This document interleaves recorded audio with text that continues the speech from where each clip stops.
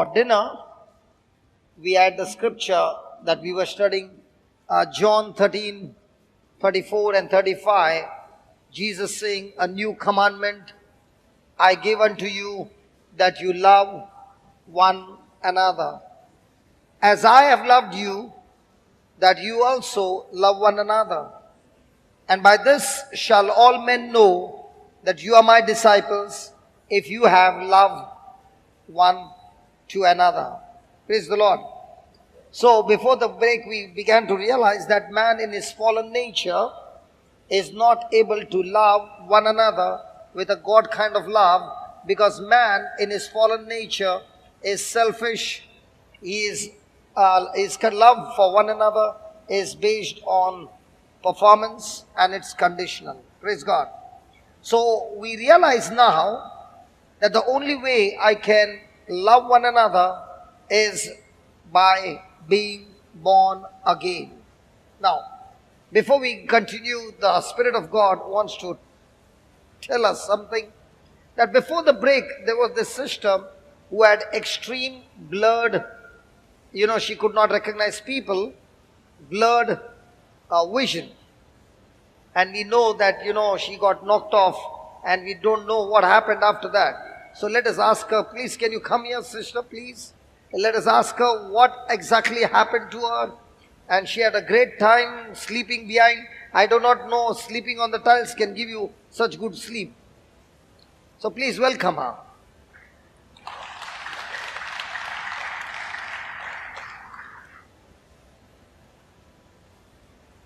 Yeah, tell us what happened.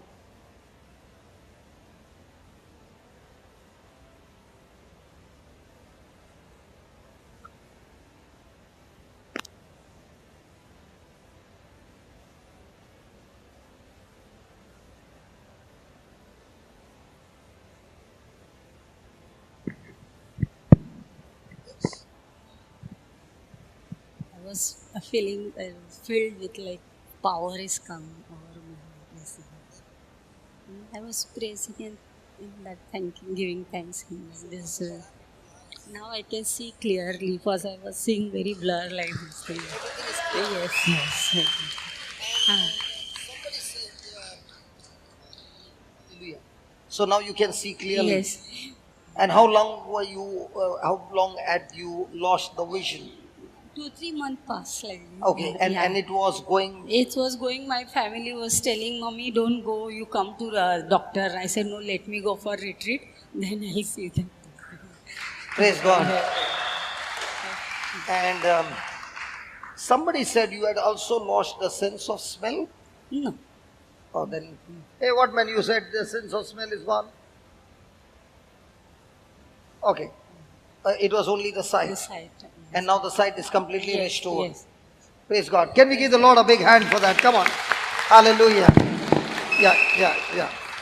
So right now I pray for all those who have got cataract eyes, or all those who have got any problem with their sight, all those watching on cable TV, on the YouTube, listening on the radio. That same anointing that released her and opened her eyes, that same anointing opens your eyes, your ears, your mind, be released, be healed completely, and the vision be restored in your life, the hearing be restored in your life, the dumb spirit be cast out, and your tongue be released, that you are able to speak absolutely freely in the name of Jesus. And all those who believe said, and all those who believed said, and all those who believed said, I remember it was in Emerald Lawns, the mother and the daughter were both born deaf. Okay, and the mother and daughter both born deaf, and they could never hear anything. And I first prayed over the baby, and the baby began to give the sign to the mother that she is able to hear. So the mother was all excited, and I prayed for the mother, and everybody said amen. When she said, everybody said amen, she closed the ears like this, and she did like this. That means for the first time she heard a sound so loud that she could not bear the hearing. And both the mother and daughter were completely healed.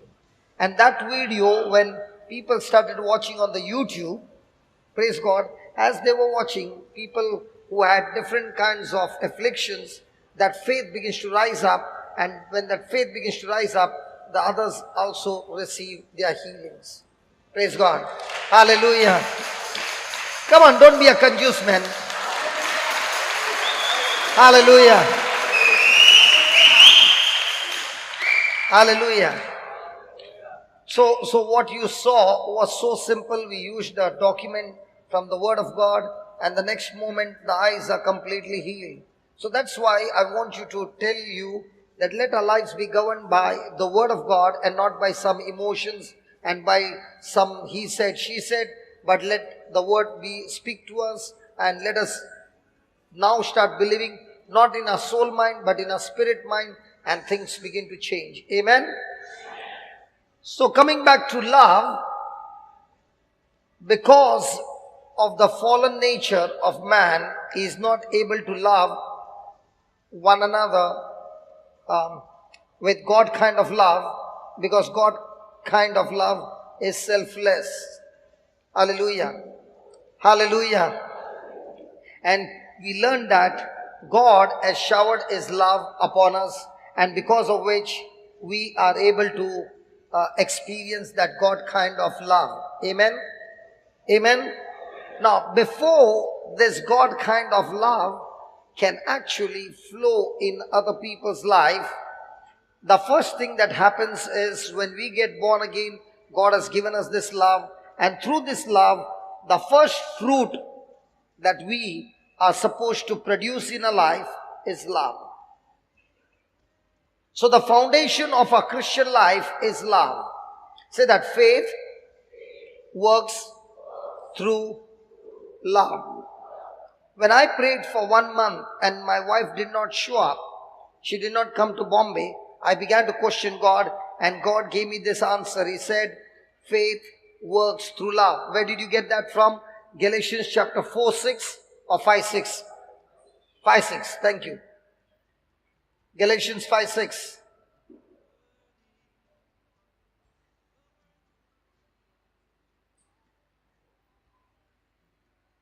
For in Jesus Christ neither circumcision availeth anything, nor uncircumcision, but faith, come on, but faith which worketh through or by love. Now when I was saying I love my wife, I was speaking about human kind of love, but God kind of love says love does not insist his own way. So I was not on agape love or God kind of love. I was on human love, and human love does not produce result because faith does not work there. Just as faith comes by hearing, and hearing by the word of God, the anointing of the Holy Spirit is active when the person is operating in agape love. So wherever there is agape love, the anointing of God moves and there are signs and wonders. But let's say there are 100 people, and 100 people are broken, are offended, bitter, with selfishness and all that, and they're screaming and they're praying, nothing happens. Because where there is love, there is God's anointing. Because God is love. Amen? Hallelujah.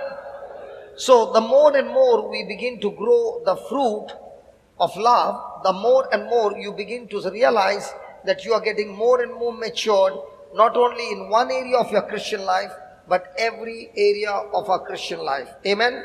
So, of all the fruit that we are supposed to produce from Galatians chapter 5, 23, 24, that we learn gentleness, meekness, faith, joy, peace, humility, self-control, all those things that are there, the first and the foundation of all that is love. Amen? Amen? So our everyday life, in every relationship that we go through, is that am I producing what? Love. See, for God to do great things in my life, He will always do it through relationship. In the same way, for the devil to do something nasty in your life, he will also always do it through relationship. So in every relationship coming into my life, I must ask a question. in this relationship that I'm having with XYZ, is it helping me to produce the fruit of love? And if I am using that opportunity of those people coming against me to grow agape love, which I'm drawing from my spirit, then that love is not only going to bring maturity in my life, but that maturity is going to bring inheritance of God's kingdom. Now, let's take, for example, a person is 15 years old and his father and mother is extremely rich. They have estates after estates that is put in the child's name, and is 15 years old. Can the child exercise his rights and privileges? Valerie, can the child exercise his rights and privileges? Why not? Because he is not yet matured. Now, in God's kingdom, the maturity does not count how much you know the Bible. Our maturity doesn't count how much we can pray. Our maturity does not count in all those things. Our maturity counts on how much can I walk with patience. And patience gets developed like a farmer who grows his crop. In the same way, we are able to grow our patience only under pressure, only under test, only under trials and tribulations.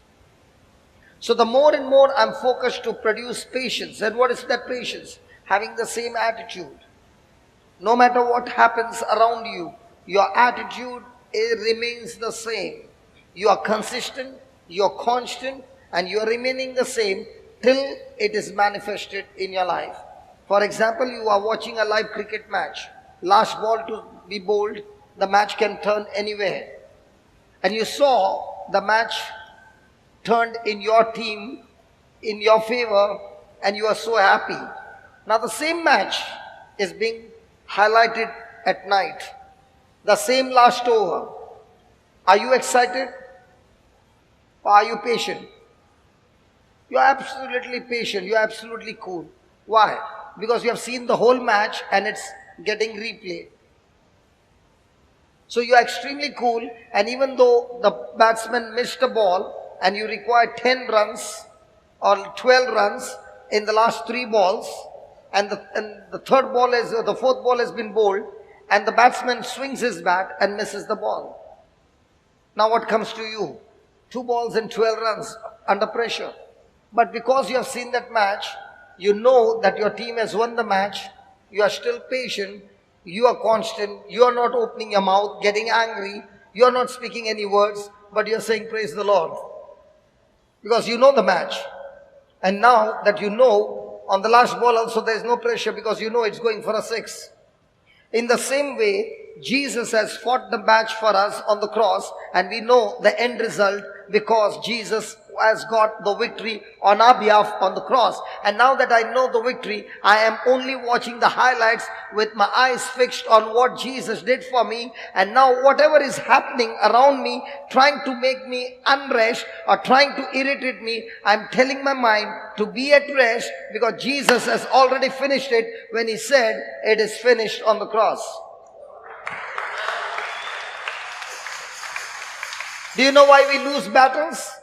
Because when we focus not on what Jesus has finished for me on the cross, but we are focused on the situations and the circumstances and the people around us, when we get our focus from Jesus to things around us, we are at unrest, and that unrest is producing impatience, and that impatience shows us whether we are matured Christians or immature Christians. The more and more you are walking with patience, the more and more you are walking in love.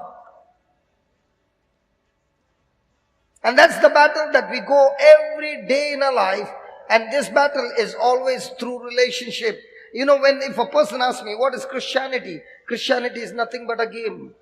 You get up in the morning, do your quick revision using the textbook called the Bible.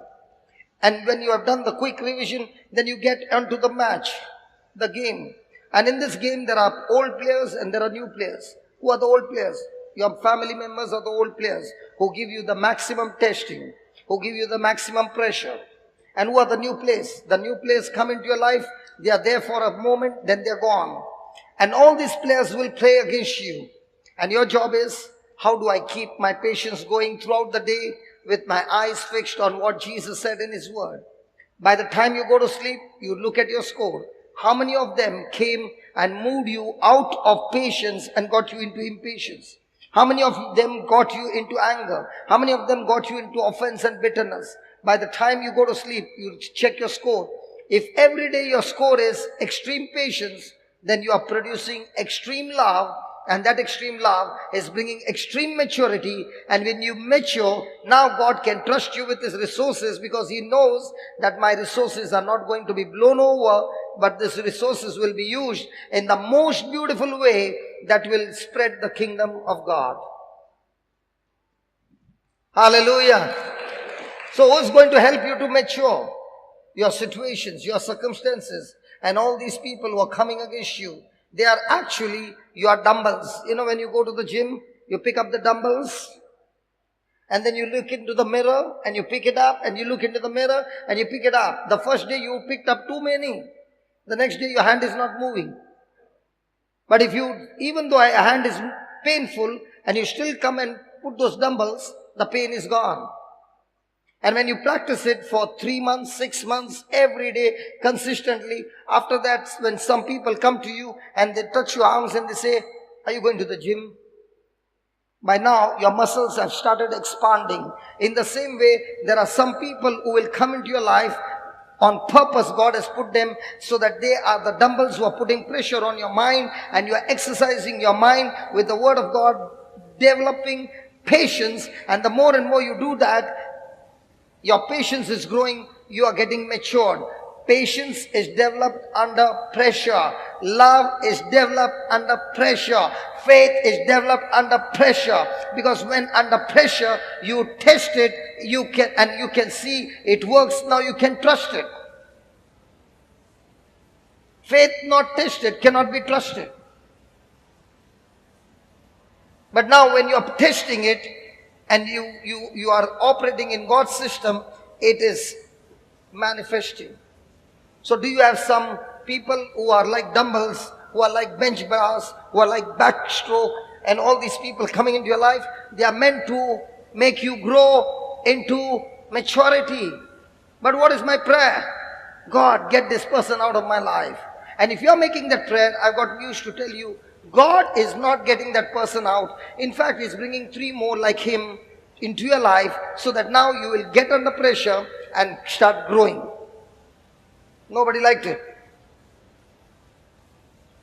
So stop praying, God, get this person out of my life, and start saying, God, give me the strength, show me the way, and teach me how I can take this pressure and still be cool and grow my spiritual muscles.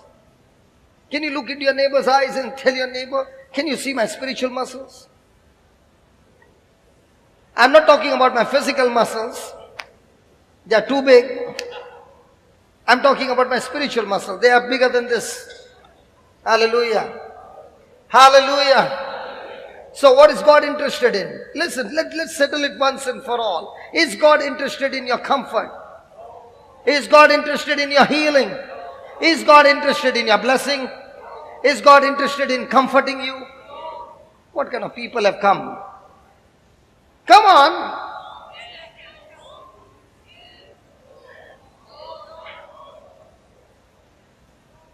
You know, well, dinner time we all prayed the grace before meal with unity.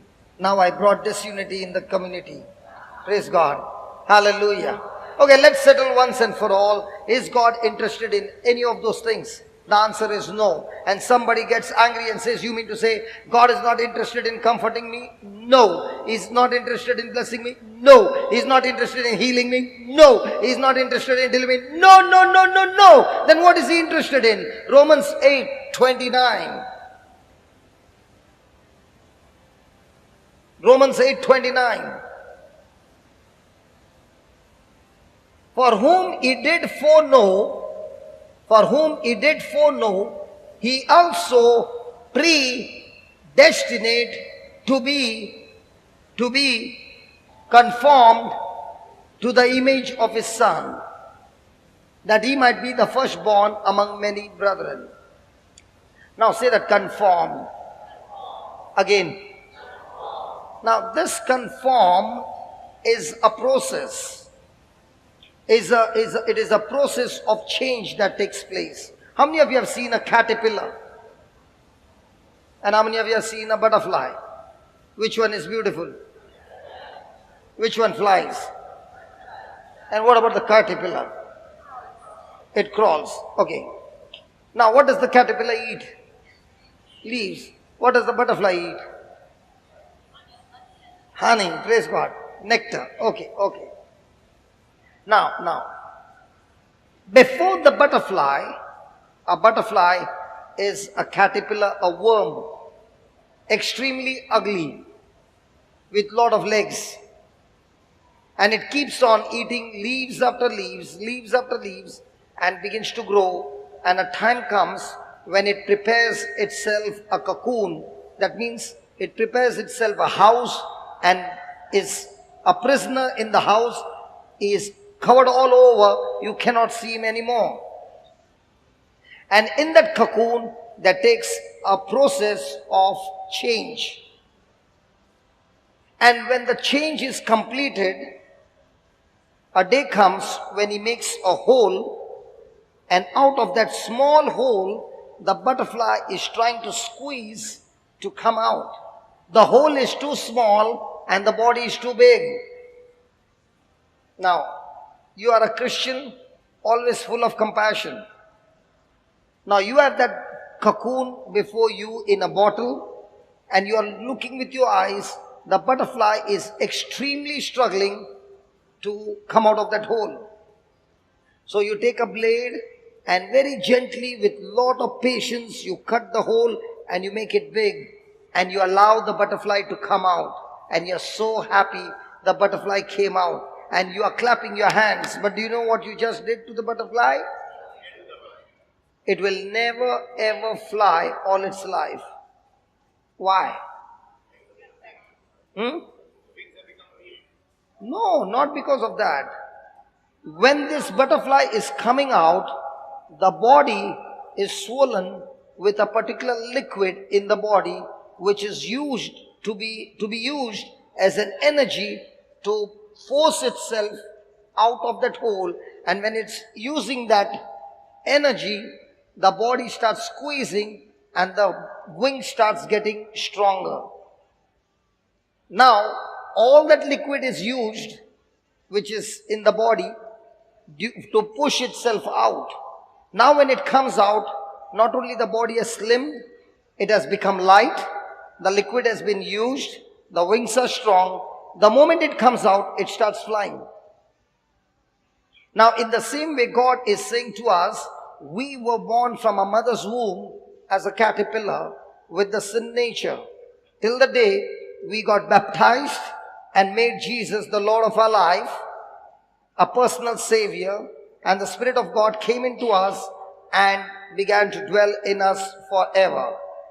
That's the time you and I began to eat the leaves called the Word of God, and the ones who ate the leaves more and more, praise God, a time came when they sat down and began to meditate all that they were reading, all that they were studying, and now a transformation takes place. And from a caterpillar where your life was full of ugly, full of nonsense, full of bad things, now the Word of God has brought a change and has made you into a butterfly. Caterpillars don't fly, butterflies fly. That's why I just flew from Ireland and have come back to India, because I became a butterfly. If I was still a caterpillar, I don't think so those people would have invited me to come to Ireland. Are you understanding? So you might be sitting there and saying, God, I want you to use me in your kingdom. He says, I'm also longing to do that.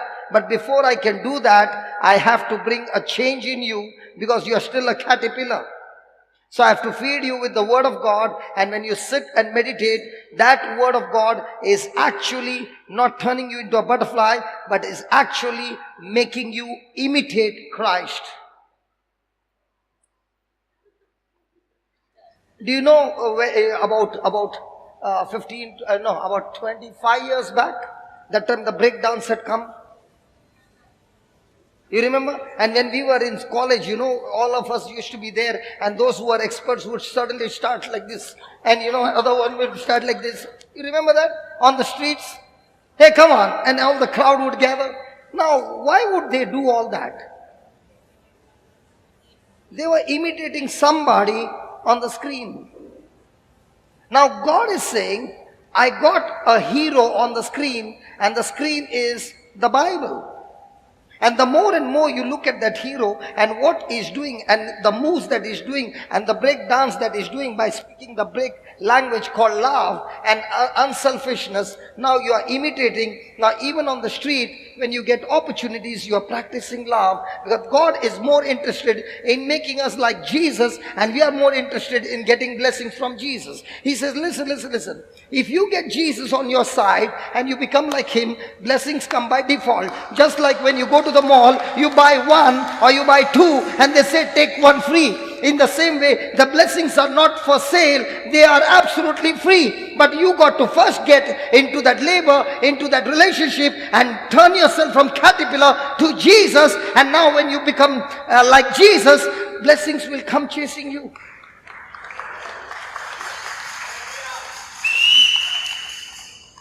And to become like Jesus is our everyday exercise of operating in love.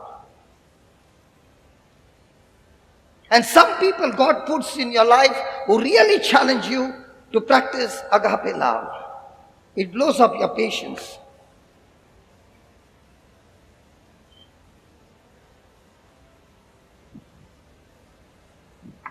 Anybody interested in breakdance?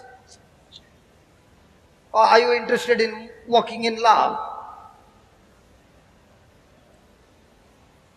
What about Mother Teresa? Was she doing breakdance? Or was she imitating Christ? Now when she was imitating Christ, what did she receive? Did she ever have to ask God for blessing? No. Her prayer was, Lord, make me like you. What is my prayer? God bless me. And he says, okay, I bless you. And you are not like me. You are still a caterpillar. You know what you will do with my blessing? Destroy more people's life.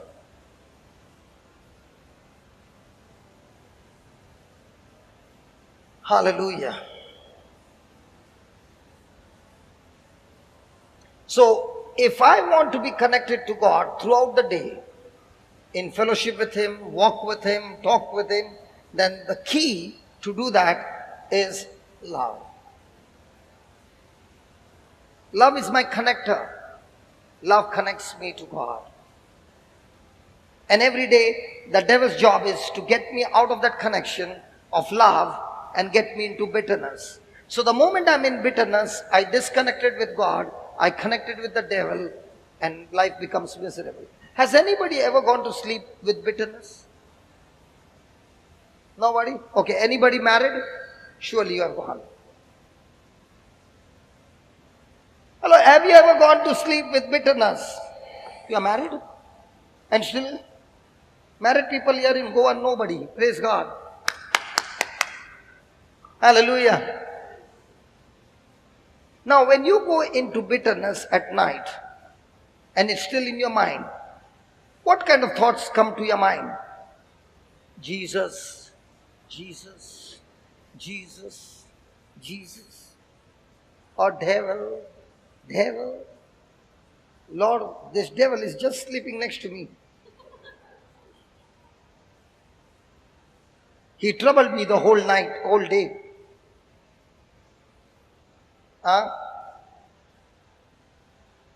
Do we have bitterness in our mind?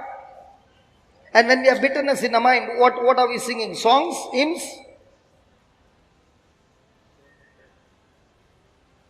So the whole night you slept with the devil with those thoughts. What comes in the morning? Neck pain, very good. Head pain, very good. Back pain, very good.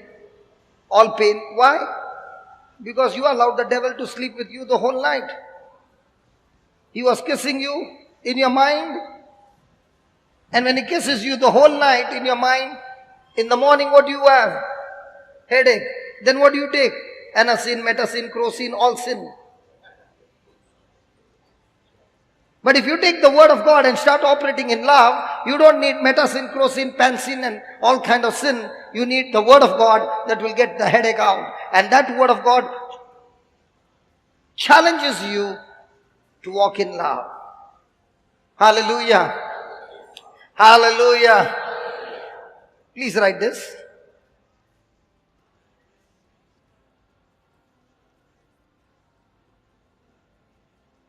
Love is the first fruit. Love is the first fruit that will show up in our spirit. That will show up in our spirit and life. Life, not wife. In our life, when we are born again. When we are born again.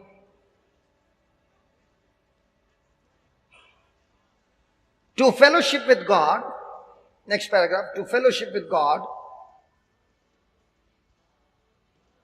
To walk in God's realm. To walk in God's realm. We must walk in love. We must walk in love. For God is love. For God is love. This is not natural human love. This is not natural human love. It is divine love. It is divine love. The love of God.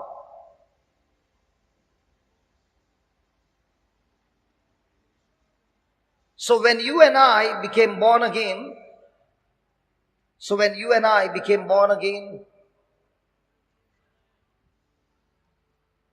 God became our Father. God became our Father.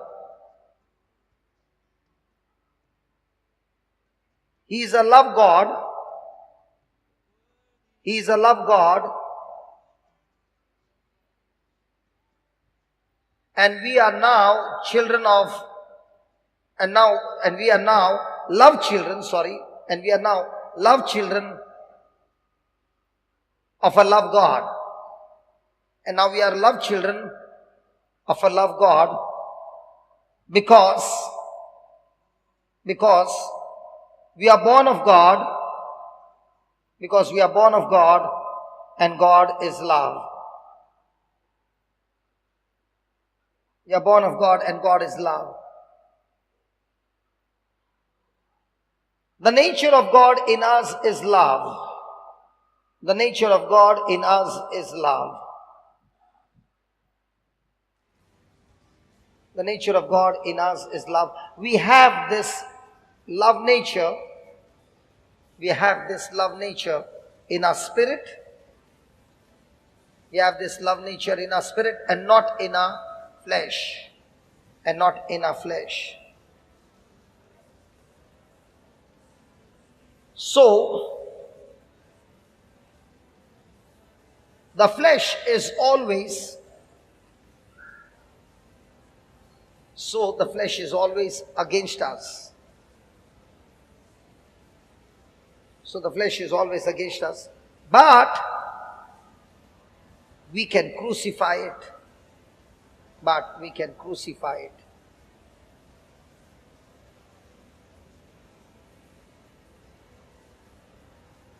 We can't say we don't have this divine love. We can't say we don't have this divine love because everybody in the family of God,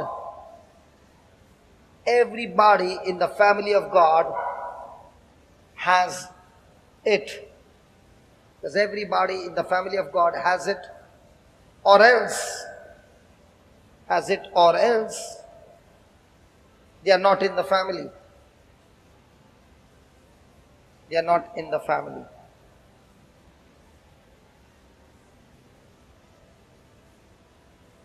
They may not be exercising it.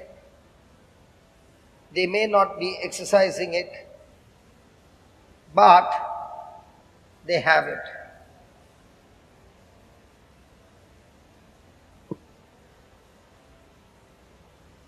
Very important statement, next one. We need to continue to feed. We need to continue to feed that love nature of ours, on the Word. On the Word. Exercise it, and it will grow. We can grow in love. We can grow in love. Praise the Lord. So, are we the children, are we the love children of the love God? Is He a love God who is our daddy? Now, has He given this love to everybody? So, do we all have it? But do we all exercise it? Come on, do we all exercise it? No. But do we all have it? Yes. So who are the ones who will be able to exercise it? The one who are meditating on the Word, exercising, meditating, speaking, applying it in their life, are the ones who are exercising this love. Amen. Hallelujah. Now, when a person is exercising this love, is he going to have an opponent? Yes. Who is going to be your opponent? Your flesh. Now, what is the meaning of the word flesh? Sometimes the Bible speaks about flesh, which is your physical body. The word became flesh means what? Physical body. But many a times the word flesh is also used for that unrenewed thinking or unrenewed mindset. What is an unrenewed mindset? Any kind of thought that is contradicting to God's word is an unrenewed mindset. Praise God. So we have many thoughts and many teachings which are not scriptural. And when you have those kinds of thoughts, you are operating in the flesh by taking decisions on those thoughts.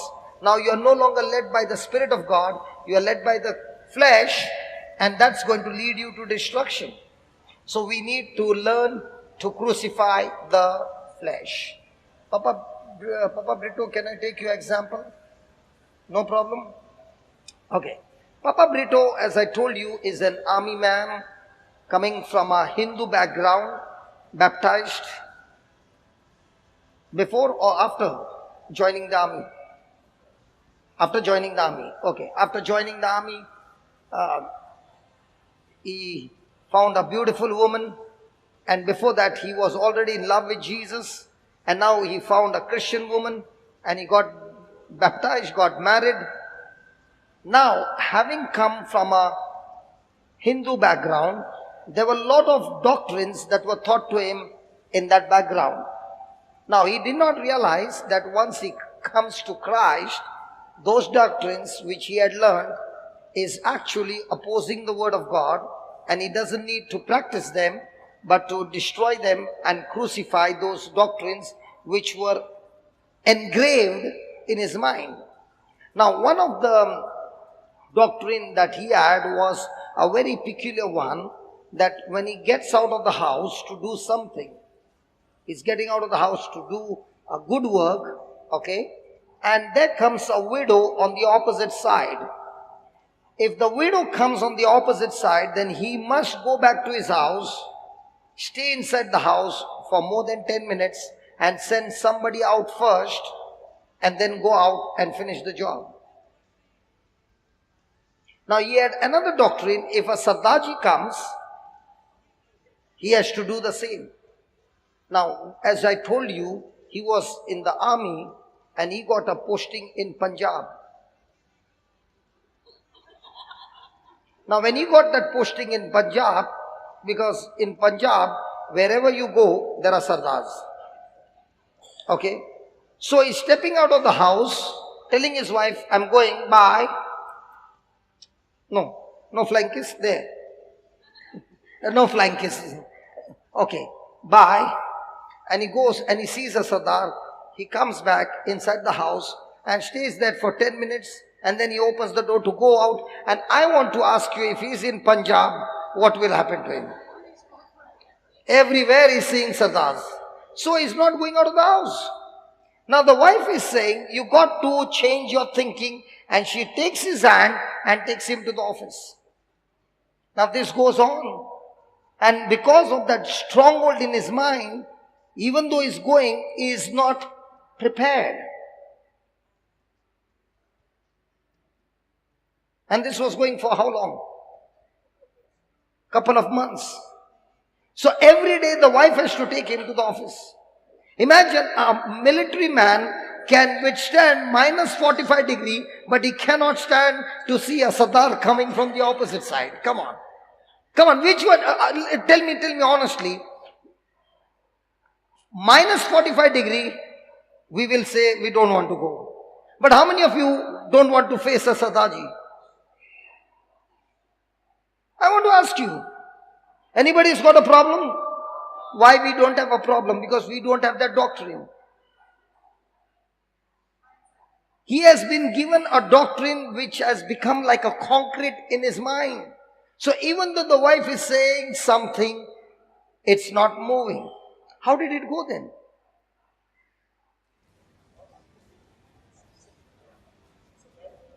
Okay, it's a bad omen, correct, but how did you get out of it? Okay, praise God. He was going through a terrible time for a few months. So imagine every morning when he's getting up to go to the office, bad omen. Not woman, omen. O-M-E-N, omen. Okay, so, huh? Yeah, if the cat goes from the right side to the left side, right to left, if it crosses, good. If it goes from left to right, then you go back home. Come on. And those from Bombay, Teen Tigada Kam Bigada. Yes, Hena, Gordon, Teen Tigada Kam Bigada. We used to do that. If three friends are going together to do something, the work will not be done.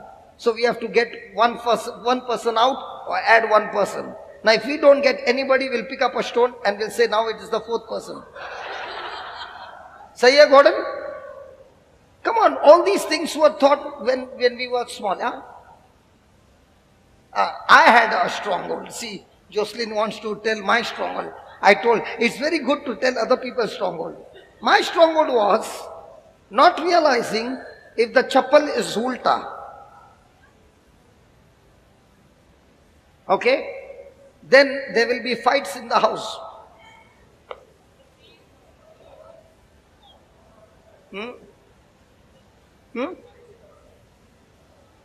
Sorry? Okay, listen. That was in the mind. So every time in the house, whenever the chappal will be ulta, I will go and do it Sida. Now, I got born again. Spirit of God is there. Everything is there. Now, if there is a meeting in somebody's house, how many chappals will be out? Okay, when everybody is keeping their keeping in order, but when somebody is walking, chappals will be ulta. Now, there are times when I'm reaching late and I see so many chappals are ulta. What do you think I'm doing?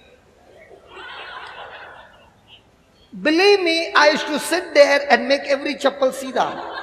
And people are waiting inside for what? The preaching. And one day the Lord asked me, what are you doing? I said, Lord, I'm making the chappal sida. So he said, you mean to say when the chappal is ulta, chappal has got so much power to bring problems in the marriage? Come on, change your thinking. And from that time, the stronghold got broken. But let me tell you, when the stronghold was so strong, unknowingly also, if I see anybody's chappal sida, I'll go, make it sida and come back. It was a mindset. In the same way, we have got different kind of mindset because from childhood, we were taught something. People ka jhad. You know people tree? 12 o'clock in the afternoon, don't go under it. So when you're on the road and there's a people tree and it's about 5 minutes to 12, now what are you doing? Running. Correct? And now we have grown up, but still the same mindset is there. So the Lord is saying, just as this negative mindset has become a concrete, let us change today and make a concrete in a mind that I am a child of the love God, and because He has put His nature in me, I am now a love child belonging to the love family of God. Hallelujah. So if I'm a love child, my lifestyle is what? Love. Just as He had a stronghold, when we make this as a stronghold, now strongholds can be negative and the strongholds can be positive. Our stronghold built on the Word of God is an extreme strong, positive stronghold. It means it is extreme faith. Now no matter what pressure comes, the person will respond on that stronghold. And this kind of stronghold is built up with lots and lots of meditation and lots of renewing of the mind, speaking, talking to yourself and applying that word in your life. Amen. Amen. Hallelujah. Thank you, Jesus. So are we children, the love children of the love God? So what's your nature now? What's your nature now? If you every day say, my nature is love, how did I get it? From the love God, who is love. If you say it every day, it becomes a stronghold. And now when it has become a stronghold and you are about to respond with bitterness, this stronghold will say, shut up, and start operating in love. Amen. So we all have the love because we are the love children of the same love God, but not every one of us are exercising that love that we have received from God, and therefore even though we are born again, our mind is not set on love, and that's why we fail to exercise that love, and that's why we still continue to bring destruction in our lives, and we are not able to discover what God has planned and purposed in our lives. Praise God. So if anyone wants to know what is God's plan for my life, love will help you to discover God's plan for your life. You do not choose your purpose, you discover your purpose. And that becomes a big problem in Christian life because everybody wants to choose. Now when we have given a chance to choose, will we choose something comfortable or something uncomfortable? And when you are walking in love walk, is it going to be comfortable or uncomfortable? Uncomfortable. So when will a person discover God's call for his life? In the midst of uncomfort, under extreme pressure, under extreme unjust operations, you are still operating in love. That love will qualify you to inherit the blessing of God, and it will open the doors of God's call in your life. And that's what happened to Joseph. He went through extreme negative things. See, the world, just little, what is it, psychiatrist or the psychologist who says that you are not the problem, the situations around you is the problem. Both psychology. He'll say, you know, you are why like this? Because people have done this and that's why you are like this. The Bible doesn't say that. The Bible says, if people have done wrong to you, you got a great opportunity to become stronger by getting fixed on Jesus. And that's what happened to Joseph. He got good training in his house because nobody was talking to him. He got good training in the Egyptian master's house to become master in the workplace. He got good training in the prison when he began to serve other prisoners. And in all these things, negative things, he learned to grow in love. And when love began to grow more and more, a day came when he was brought before the king. And now love began to speak to him and helped him to interpret the dream. My friend, love is the one who helps you to interpret the Bible, which helps you to get the wisdom, to get the knowledge, to get the understanding, to get the counsel, to get everything of God, because God is love. It is that love that helped him to hear the voice of God, interpret the dream to the king, and the king said, let me make you a governor. Love taught him how to make the management to rule the whole country. Love made him prosperous. Love took him from one glory to another. Love brought back the reunion of the brothers and the family members together, and they began to live together. The foundation of Joseph's life is love. So you want your life to be amazing? Practice love. You want to know what God has called you for? Practice love. Every time I'm complaining, grumbling, getting offended, you just cross the track from love track to hate track, unforgiveness and bitterness track. You are on a journey to the devil's destination. If the devil wants to stop you from reaching what God has called you into the image of Jesus, all he needs to do is put some people in your life who will get you into offense, put some people who are jealous of you, start speaking against you. Now you are off the track, your fuse is blown off, because the fuse is love. God is love, Jesus is love. Now you are no longer associated with Jesus, you are associated with the devil. Some of them, they are saying, why are you teaching all this at night? Because if you can meditate on love and go to sleep, amazing results during the day. Always go to sleep with some scriptures. By the time you get up in the morning, those scriptures have worked inside your mind and changed your thinking. Hallelujah. Hallelujah. 1 John chapter 4 verse 18. Before we go there, we missed in the beginning, in the evening session, we missed something about the Corinthians. 2 Corinthians 3:17, we learned, now the Lord is the Spirit, and where the Spirit of the Lord is liberty. Let's take that 18th verse. 18th verse. Praise God. Listen, these are the key scriptures which will help you to reach God's destination, God's plan, God's purpose. Now, but we, the preachers and the teachers of the word, the priests and the nuns, touch your neighbor and say all.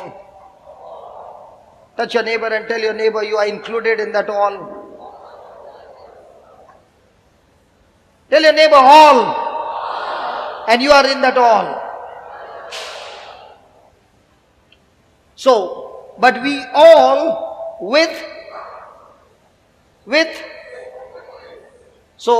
your open mouth, what is open face? What is open face?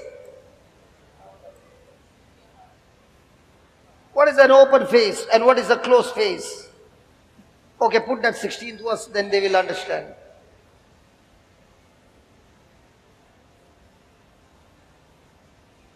When a person shall turn to the Lord, the veil is, come on, the veil is taken away. Who takes the veil out? The Spirit of God. When the person agrees to God, repents of his wrongdoings. So, verse number 18. But we all with open face. So, what is the meaning of open face? The person who has repented, the person who is agreeing with God, beholding as in a glass, the glory of the Lord. The glory of the Lord. Okay. Beholding as in a glass. Now, how many of you have ever seen your own face? None of us. Because we cannot see our own face. We can only see our face by looking into the mirror, the reflection of our face, but not our face directly. Now, how many of you have seen your face in the mirror? Ladies all, Frank, he has not seen. But I have seen my face in the mirror. How do you know? Yes, I have shaved. What about Frank?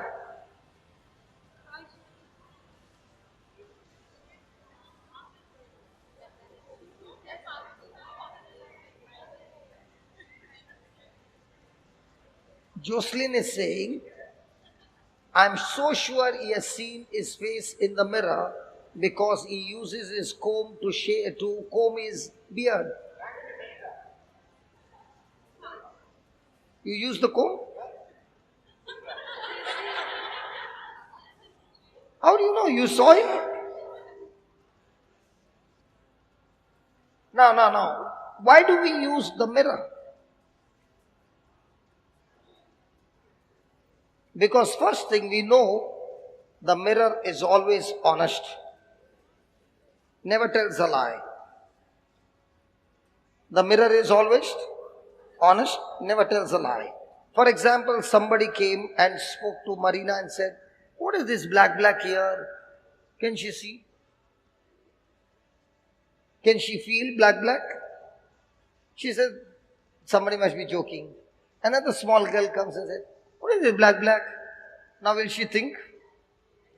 And third person comes and says, hey, what is this black? Now fourth time what she'll do? She'll go in search of her. How many of you believe that she'll go in search of a mirror? John, you know better. She already has it in her. How do you know? In the evening she took it out. Okay. Be careful. People are watching you. Okay. Now, when she takes out the mirror and she sees there's no black on her cheek, whom will she choose to believe? Sure? Will she tense that I can't see? Because you believe that the mirror is always honest. Now, why is it that we have such a problem with the mirror called the Word of God? Is that mirror always telling the truth? Now, this mirror, called the natural mirror, can show us only natural things or things which are visible. But the good news is, the spiritual mirror called the Bible, it not only speaks to us the truth, but it also speaks to us invisible things. It shows us visible through that mirror. Example, you both are sitting there. Who is sitting on the chair? Booth. What did she say? Booth?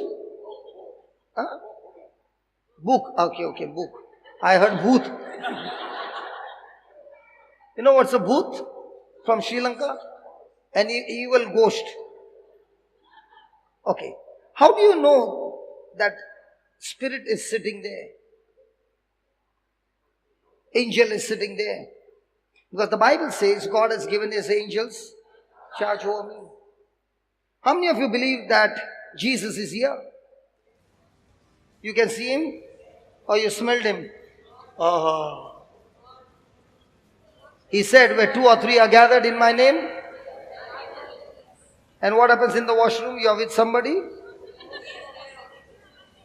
He said, I will not leave you nor forsake you. So now when you are alone, what are you saying? Brother, I am alone. Who told you you are alone? Jesus is with you.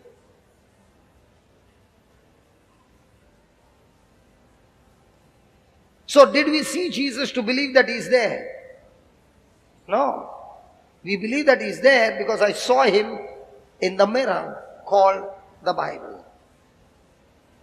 Praise the Lord. Do we believe the scriptures? So say this: Jesus, I love you. I thank you. You are my Savior. You are my Lord. You are my God. Lord Jesus, come into my heart. Lord Jesus, come into my heart. Lord Jesus, come into my heart. What is he saying? When did I go out of your heart? Now, hasn't he said, I will not leave you nor forsake you? Hello? Hasn't he said, I will never leave you nor forsake you? Talk to me!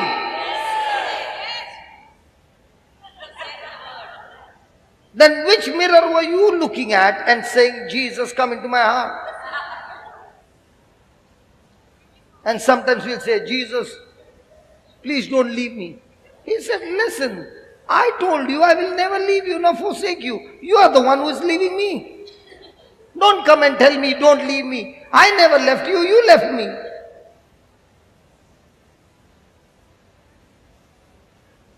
And sometimes we'll pray, Lord, please be with them. He's saying, did I tell I'm not going to be with them? Most of our prayers are extremely opposite to what he is saying through the mirror. Or you will say, Lord, I thank you that you're always with them. Beautiful. But Lord, please be with them. Wrong prayer. You can say, Lord, let them be with you. Right prayer. So say that, Lord, Jesus, I love you. Come into my heart.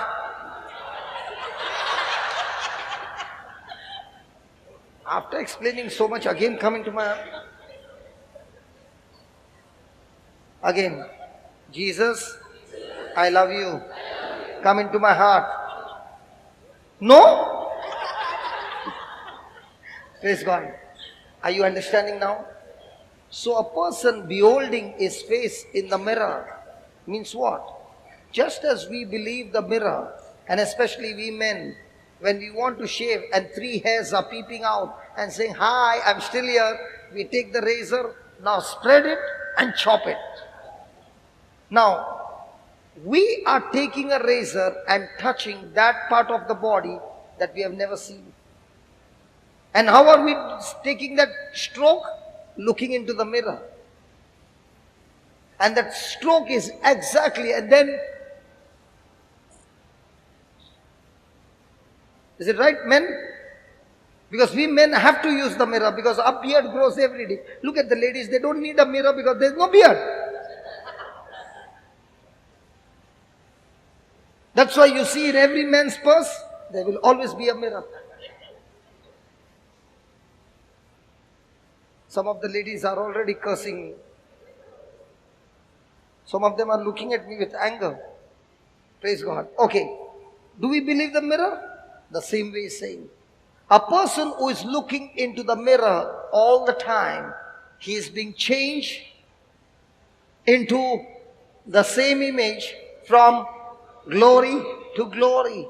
So the more and more you are listening to the Word of God, the more and more the Word of God is showing you through the mirror called the Bible and saying, this is where you need to change. And when you begin to change and renew your mind, you change your thinking, you are being transformed from the same into the same image of Jesus, from one glory to another glory. And who is doing this job?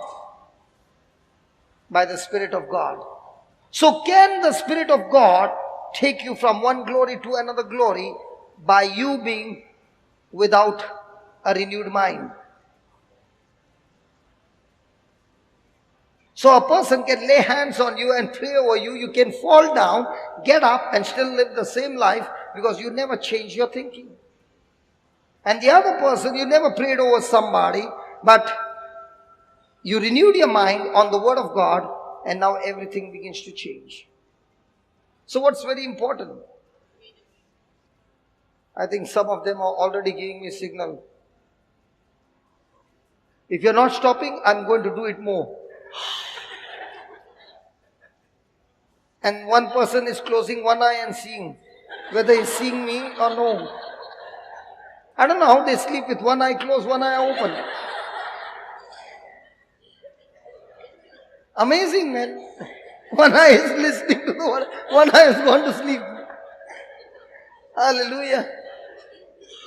I know today you are tired. Many of you have traveled. Praise God. Okay, let's all stand and let's go for half an hour tongues and then we break. Look at their faces. Look at their faces. Look at their faces. Okay, stand up, stand up.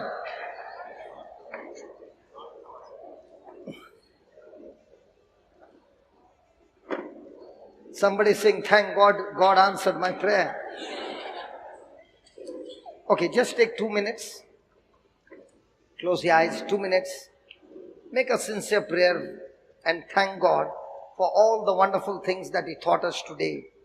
Amazing things He taught us today. So many new things He has taught us today. Tell Him, Lord, let the seed that has been planted in my heart remain deep in my heart. Let that enemy not steal it. Help me to renew my mind. Help me to look into the mirror before I go to sleep, Lord. Let me spend some time with you alone when I'm on the bed. Some of the notes that I've written, Lord, help me that without reading that and meditating that, let me not go to sleep. Today, Lord, I want to discipline myself that every night I want to sleep with your scriptures in my mind and in my mouth and in my heart. So that, Lord, even in my sleep, the scripture is still working in me.